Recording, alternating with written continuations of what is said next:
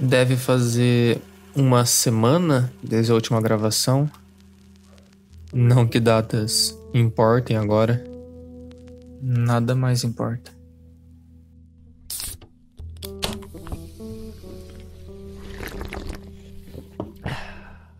Bom, eu acho que eu devo começar dizendo que o oeste do planeta desapareceu. Eu não faço ideia do que aconteceu direito, mas aquela rachadura, aquela cicatriz aberta na crosta da Terra que estava na frente da minha casa, ela parece ter decidido se mexer. Tudo que existia além dela simplesmente não está mais lá. Tudo que existe é uma ravina da qual eu não consigo ver o fim se estendendo a uma distância que meu cérebro não consegue conceber. Mas de qualquer forma, tendo em vista tudo o que está acontecendo, eu acho que eu nem consigo mais me surpreender com uma vista dessas toda vez que olho pela minha janela. Eu ainda consigo ouvir os sons que estavam acontecendo do lado de fora. Gritos, pancadas, tiros, uns sons guturais e que pareciam ser corpos rastejando.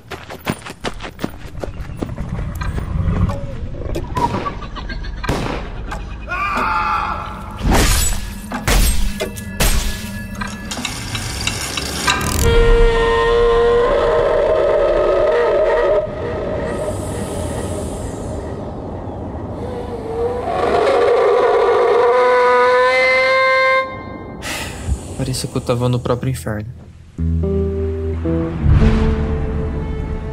Depois que os gritos e toda aquela confusão lá fora acabou, alguma coisa ainda parecia estar murmurando, alguma coisa assim.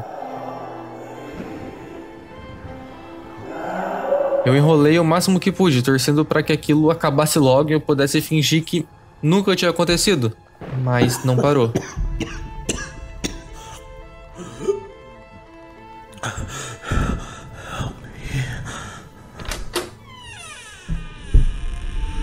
Era um homem, uma pessoa normal. Fazia tanto tempo que eu não via alguém que eu cheguei a ter dificuldade de perceber o que era aquilo que estava escorado na parede da minha casa. Ele parecia ter uns 50 anos e estava vivo, apesar de praticamente inconsciente. Tinha um machado do lado dele, que estava completamente encharcado de um líquido verde bem espesso. O homem estava olhando para um ponto fixo na frente dele, e ao seguir a visão dele, eu pude perceber o que era aquilo que ele estava encarando. Eu finalmente pude olhar pessoalmente um ser daquela espécie humanoide com traços animalescos que eu vi na TV. Ele tinha um monte de escamas verdes recobrindo o corpo todo, barbatana e tentáculo emanando dos mais improváveis locais.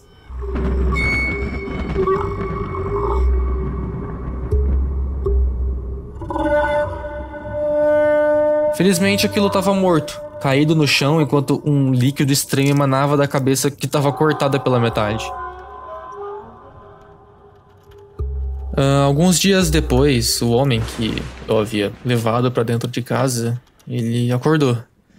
Agora ele estava com os cortes e as feridas no braço dele tratadas da melhor forma que eu consegui proporcionar, com os itens bem escassos que restaram na minha casa. Assim que ele disse que estava se sentindo bem, eu fui imediatamente conversar com ele para tentar entender por que ele tinha entrado em combate com aquela criatura. Eu achava que naquele ponto todos sabiam que era estupidez tentar atacar qualquer um desses seres bizarros.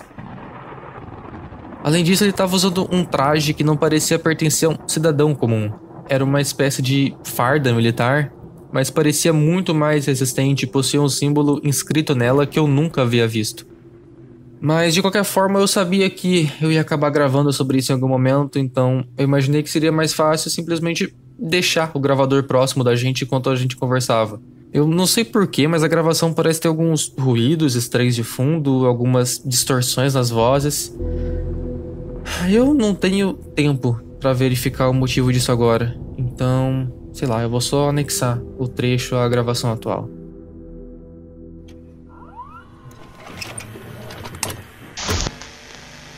Você deixa isso gravando o tempo todo? Eu só sou um convidado tão importante assim. Só ignora. É um hobby. Acho que pelo menos uma rotina eu precisava manter pra, né, não perder toda a sanidade. É compreensível. Obrigado de verdade por tudo. Eu não achei que tivesse mais ninguém vivo nesse lugar. Ou você é muito corajoso ou muito idiota de não ter fugido ainda pra, sei lá, qualquer lugar mais seguro. Não que tenha lugar seguro agora de qualquer forma. Isso, coragem, exatamente. Você foi atacado por aquela criatura, né? Eu nem sabia que elas podiam morrer, na verdade. Tudo que respira pode morrer, garoto. Nunca se esqueça disso. Faz sentido. De onde você veio exatamente? E você já estava aqui antes do oeste do planeta desaparecer? Desaparecer? Não. Não. Ele só se mudou de lugar, mas ainda existe. Isso não faz sentido nenhum. Não tem como um pedaço do planeta se deslocar assim. E quem é você? Você veio pra arrumar as coisas? É algum tipo de militar? Algo desse tipo. Olha, isso não vai acabar bem de qualquer forma. Eu acho que você pode saber de uma coisa ou outra. Eu trabalho pra tipo um centro de pesquisa paramilitar. A gente investiga, mantém em cativeiro umas criaturas. E eu sou aquele que prende essas criaturas. Ou toma alguma medida mais drástica se alguma não cooperar. Rolou um problema no nosso sistema de contenção. Alguns deles escaparam e não teria problema nenhum se fossem os mais tranquilos. Mas os que estão por aí não são do tipo que curte conversar.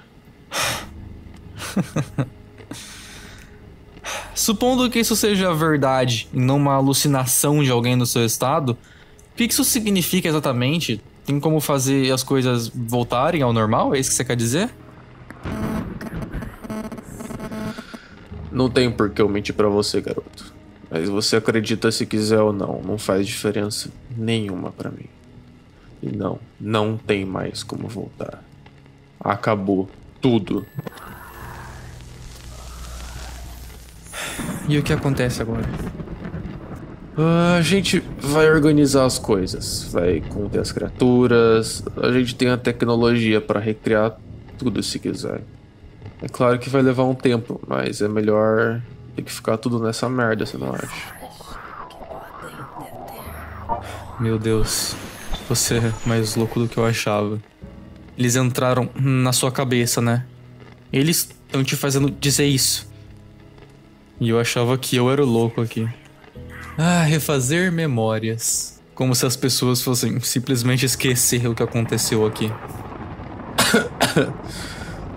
Eu sairia daqui se fosse você. Talvez a gente jogue um tsunami aqui perto. Esconder a Ravina, sabe? Eu imagino que nome que vão dar pra ela. Provavelmente, sei lá, Maria, Mariana. Vocês adoram dar nome de gente pra tudo que acham.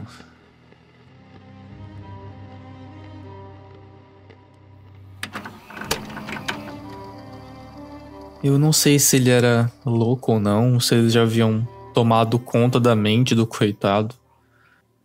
Mas eu não sei, ele falava de um jeito confiante demais. Eu vou guardar essas fitas no recipiente e jogar em algum lugar seguro, não sei. Se apenas 10% do que ele disse for verdade, ninguém deve esquecer o que aconteceu aqui. Ninguém pode esquecer o que aconteceu aqui.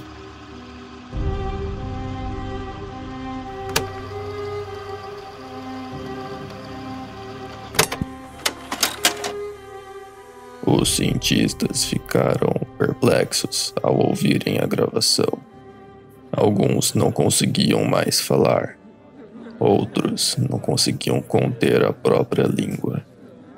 Em meio a uma discussão interminável que surgiu, onde eles decidiam se as palavras que haviam acabado de ouvir deveriam vir a público, um dos cientistas decidiu tomar uma ação precipitada. Enquanto todos discutiam, ele raptou as fitas e correu. Correu como nunca havia pensado que poderia. Os outros estavam muito ocupados para notar qualquer coisa. Ele foi até sua casa e começou a ouvir repetidamente o áudio que supostamente havia sido gravado por alguém que experienciou as mais terríveis situações. Alguém que entendia o que era estar sob uma ameaça constante à própria existência. Sendo um cientista soviético, ele sabia muito bem como era a sensação. Ele passou a madrugada com a voz daquele homem em sua mente, refletindo sobre o que elas diziam. No meio da noite, entretanto, um clarão cegante tomou a sua atenção de súbito, e em seguida, uma onda de choque percorreu a sua casa, provocando um barulho ensurdecedor.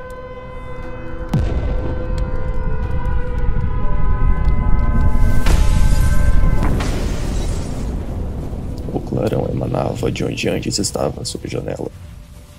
Era algo que seus olhos nunca estiveram preparados para ver, ainda que no fundo ele sempre soubesse que aquele dia chegaria. Em meio ao brilho cegante, era possível visualizar um cogumelo de fogo, fumaça interna e escombros se formando à distância, ultrapassando o nível das nuvens que ainda eram visíveis devido ao fraco brilho da lua. Mas além disso, ele percebeu algo mais nos últimos segundos que lhe restavam. Vigas de aço se elevavam do solo. Não podiam ser isso. Estavam se mexendo de forma muito flexível, como se fossem tentáculos.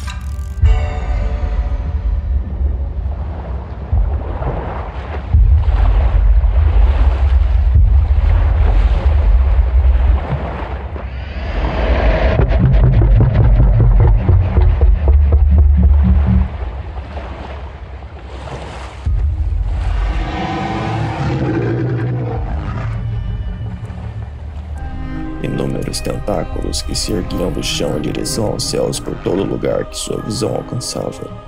Se elevavam quilômetros de altura e pareciam procurar destruir a sustentação celeste. Diante de tal visão que desafiava qualquer conceito de lógica que seu cérebro racional estava habituado a interpretar, apenas uma frase veio à sua mente e foi reproduzida por seus lábios. Finglui mingle nafag fulori le wagan nagling fatagan.